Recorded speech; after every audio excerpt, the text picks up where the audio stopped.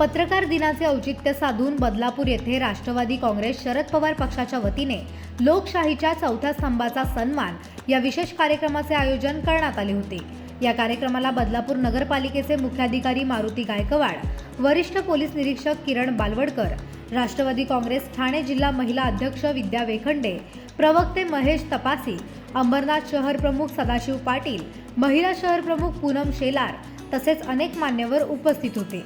कार्यक्रमात पत्रकारांवर असलेल्या जबाबदाऱ्या आणि सामाजिक जाणीवांविषयी मार्गदर्शन करण्यात आलं।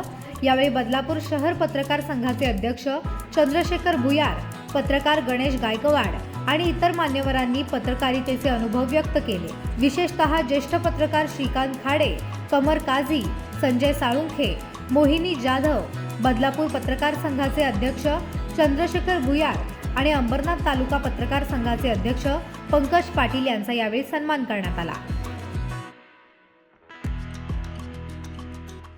राष्ट्रवादी काँग्रेस शरदचंद्र पवार पक्षाचे महाराष्ट्र प्रदेशचे सरचिटणीस सन्माननीय श्री अविनाशजी देशमुख साहेब यांनी आज सन्मान लोकशाहीच्या चौथ्या स्तंभाचा हा अतिशय कौतुकास्पद असा कार्यक्रम आज आयोजित केला होता आणि मोठ्या संख्येने सर्व पत्रकार बंधू भगिनी आज या कार्यक्रमामध्ये सहभागी झाले होते।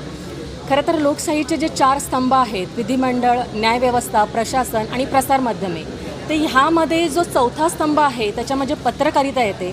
खरं तर हा जो स्तंभ आहे तो सशक्त लोकशाहीसाठी अतिशय महत्त्वाचं योगदान या चौथ्या स्तंभाचं आहे, जी प्रसारमाध्यमं आहेत। खरं तर प्रसारमाध्यमे आणि पत्रकारिता ह्यांनी दाखवून दिलं पाहिजे की पहिल्या 3 स्तंभाचे हे गुलाम नाही आहेत, ते स्वायत्त आहेत आणि निर्भीड आहेत आणि निर्भीड होऊन त्यांनी त्यांच्या बातम्या प्रसारित केल्या पाहिजेत। शासन आणि जनता यामधील एक महत्त्वाचा दुवा म्हणून पत्रकार बंधू भगिनी अतिशय परिश्रमाने अतिशय प्रामाणिकपणे काम करत असतात। त्याच्यामुळे त्यांना योग्य ती वागणूकसुद्धा मिळाली पाहिजे असं मी ते आवर्जून सांगेन। ती बातमी देणं आपल्याला म्हणजे आपण बघत असतो की एका मिनिटात बातमी आपल्याकडे येत असते, परंतु ती एका मिनिटात ती बातमी आपल्यापर्यंत पोहोचण्यासाठी त्या प्रत्यक्ष घटनास्थळी पोहोचणं, त्या सगळ्या वस्तुस्थिती सत्यता पडताळणं, ह्या सगळ्या गोष्टी होऊन नंतर ती बातमी प्रसारित होत असते। त्याच्यामुळे अतिशय जिकिरीचं अतिशय म्हणजे परिश्रम घेऊन त्या बातम्या तयार करत असतात। त्याच्यामुळे सर्व पत्रकार बंधू भगिनींच्या कार्याचा सन्मान म्हणून, त्यांच्या कार्याप्रती कृतज्ञता म्हणून हा कार्यक्रम आयोजित केला होता। पुन्हा एकदा माझ्या सर्व पत्रकार बंधू आणि भगिनींना पत्रकार दिनाच्या हार्दिक शुभेच्छा आणि तुमच्या कार्याला सलाम।